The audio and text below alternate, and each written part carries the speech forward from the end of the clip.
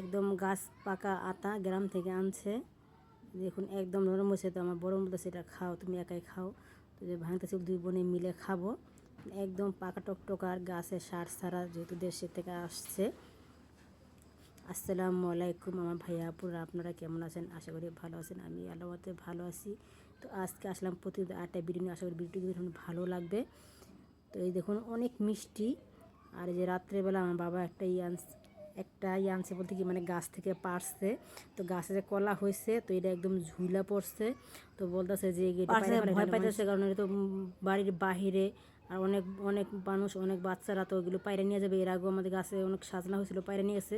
তো সেই ভয়ে থাকলে কিন্তু আরও অনেকগুলো কলা হয়তো, সে পায়রা নিয়েছে। কারণ সে এটা আমার বাবার কি খুব পছন্দ করে। তো বলতেছে মানুষের পায়রা নিয়ে যাবে, তো পায়রাই করছে। তার এখন আমি খুলতেছি।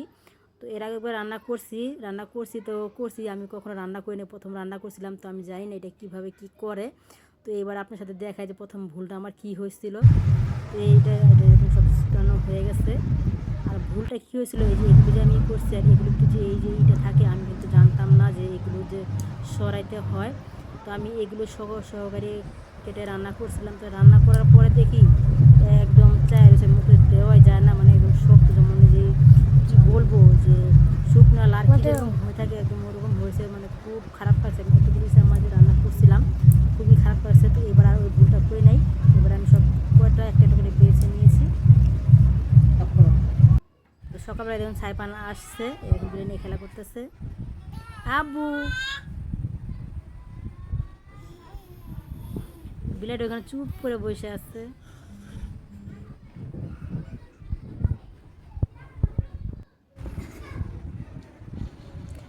এই পচা সাইবান, পচা, আসো আসো আসো।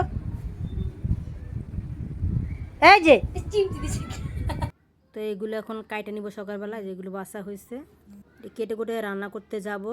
আর ওই এটা হাত কালা হয়ে গেছে কষে। আর এটা রাখছি, এটা সহকারী করবে, কারণ এটা তো কচি। তো এই পাশে আবার আমি ডাটাই করছি। আমি আমার কাছে ডাটা দিয়ে ডাল দিয়ে মেখে খেতে আমার খুব ভালো লাগে। একদম চচ্চড়ে চচ্চড়ে হয়, খুবই মজা লাগে। টমেটো দিয়ে পেঁয়াজ মরিচ দিয়ে সব কিছু আমি মেখে নিব, একদম পুরা পুরা করবো। আর এই ডালটা আমার মায়ের হাতে খেয়েছি, আমার তো খুবই ভালো লাগে। তো এই ডালটা যখনই রান্না করি তখন আমার মায়ের কথা মনে পড়ে যায়। সে তো আর দুনিয়ায় নাই। এটা বসা দিচ্ছি। আর এই পাশে কলাটা যে একটু হলুদ দিয়ে একটু ভাপ দিব, কারণ কালো এমনি তো কালো হয়ে যায়, আর ওরকম হয়েছে হলুদ দিলে একটু সাদা সাদা দেখা যাবে। যেমন ডালটা দেখেন পুরো পুরো হচ্ছে, আর একটু হবে। তো এই পাশে বসাই দিচ্ছি। আর একা মানুষের রান্নাবান্না জানে তো, ওরকম শর্টকাট ওরকম রান্নাবান্না করে না। বাচ্চারা ওরকম মাছ টাছ খেতে চায় না, তো ওদের জন্য বেশিরভাগ ডিম, মুরগি, গরু গোশ এগুলি রান্না করা হয়। ওগুলো খেতে চায় না, তো ছেলেদের জন্য ডিম রান্না করছি। তো সেইটা আর কি দেখালাম আপনার সাথে। আর এই যে অল্প কটা ইচা মাছ ছিল, তো সেগুলো দিয়েছি। আর ইচা মাছ আমার শেষ হয়ে গেছে। আমি তো এই মাসে কোনো বাজার টাজার করি নাই, তো করবো 2 দিন তো বাজার বাজার করবো। বাজার সব কিছু শেষ হয়ে গেছে, এগুলো আস্তে আস্তে আনবো। একা মানুষ যে ওরকম প্রায় লাগে না যে এটা না এটা নাই, এটা চলে যায়। যে কোনো একটা কিছু করে ডিম ভাজা এটি খেতে চলে যায়। তো যেগুলো ভাব দিছি, তো এখানে বসাই দিব। অনেকগুলোই কিন্তু হয়েছে। আর ওই পাশে দেখুন আজকে প্রচুর রোদ উঠছে।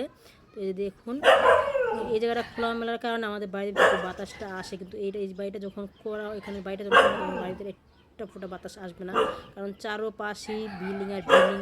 তো জানি না, যখন বাড়ি করছি তখন তো জানি না যে হঠাৎ করে এরকম হয়ে যায়। আমরা তো মনে হচ্ছে 10-15 বছরের কিছু হবে না। তো বাড়ি করার সাথে সাথে এরকম হয়ে যায়, আমরা কখনো কল্পনা করতে পারি নাই। তো এটা বসে যখন পানি উঠে গেছে, আমি কিন্তু এক ফোঁটা পানি দিইনি, চিপা চিপে দিয়েছি, তারপরে পানি উঠে গেছে। তো এটা একদম কিন্তু ভাজা ভাজা করবো। তো আমার আজকের ভিডিওটা এই পর্যন্ত ছিল। আমার ভিডিওতে আপনার ভালো লাগে অবশ্যই একটা লাইক দিবেন। আর আমার চ্যানেলে যারা সাবস্ক্রাইব করেন তারা অবশ্যই সাবস্ক্রাইব করে নেবেন। আল্লাহ হাফেজ। তো এই যে গাছগুলো একটু ভিডিও করছিলাম, সেটা একটু আপনার সাথে দেখাইতেছি।